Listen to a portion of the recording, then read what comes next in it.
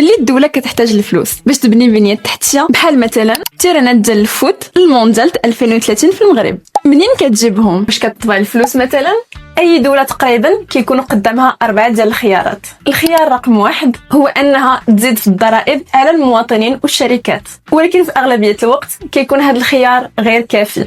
ثاني اختيار هي انها تاخذ سلف من عند منظمات بحال صندوق النقد الدولي او لا البنك الدولي.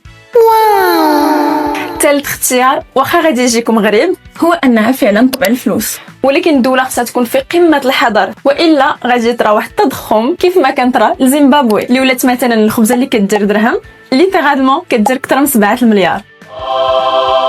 او لكن الخيار رقم 4 اللي هو الموضوع ديالنا اليوم، الا وهو اصدار السندات الدوليه او لا ما يسمى بالتريجري بوند. يعني تخيلوا معايا مثلا المغرب محتاج مليار ديال الدرهم، غيشد هذاك الرقم ويقسموا على سندات القيمه ديال كل واحد فيهم مثلا 1000 درهم، وهذا الشيء اللي غادي يخلي مستثمرين يا اما انستيتيوشنال او لا ريتيل، يعني مثلا عامه الناس يقدروا يسلفوا الدوله المغربيه الا شراو هذاك السند اللي كيسوى 1000 درهم. هذيك 1000 درهم كتسمى the face value، اللي هي المونطون اللي غادي تحسب عليه الفائده اللي غادي تخلص مثلا كل 3 شهور او كل 6 شهور او بعض المرات كل عام على هذاك الاستثمار اللي استثمرتيه في السندات. ولكن تقدر تسولني شكون اصلا كيقرر هذاك الكوبون ريت اللي منه نقدروا نحسبوا ما يسمى بالعائدات ديال السندات اللي هما the bond yield؟ هذا السؤال غادي نجاوب عليه في بارت 2 اللي كنشرح فيه كيفاش هاد العائدات راهم مؤشر اساسي لفين غادي الاقتصاد العالمي.